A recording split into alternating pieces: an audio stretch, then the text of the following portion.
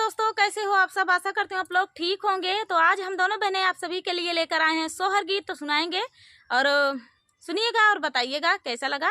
तो चलिए सुनाते हैं आप सभी को ये प्यारा सा बहुत ही ज़बरदस्त सोहर गीत है।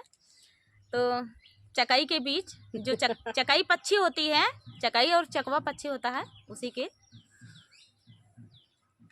उसी का सोहर गीत है। तो चलिए सुनाते हैं।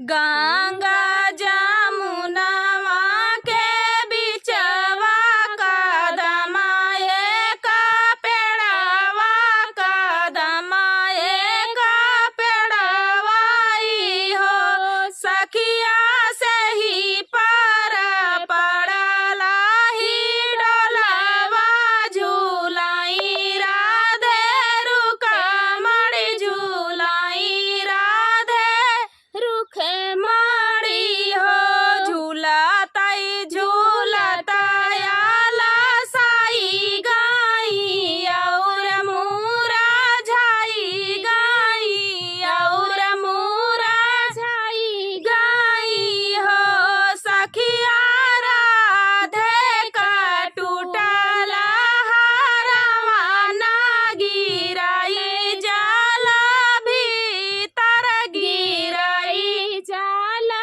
भीतर हो सखिया राधा का टूटल हारवा ना गिराई जाला भीतर गिराई जाला भीतर हो। अरे अरे बन कई चकैया मैं पैया तोहरी लागौ चुनौ बैतीला चाउर चुनौ बैतीला चाउर हो चकई चुनाहु मोती न काई हरवा जीरल जाला भीतर गिरल जाला भीतर हो आगिया लागौ बैरानी हरवा बाजरतीला चाउर बाजरतीला चाउर हो रानी संझावई के बिछड़ल चकवा नाहे रता नाही पाए हे रता नाही पाए ना हो।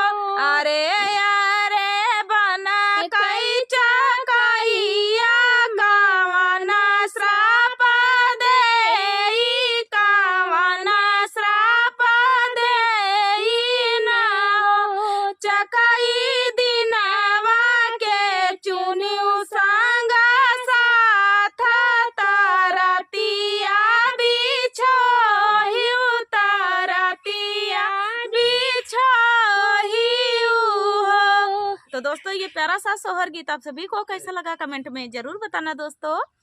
तो चलिए दोस्तों, मिलते हैं नेक्स्ट वीडियो में, तब तक के लिए नमस्कार।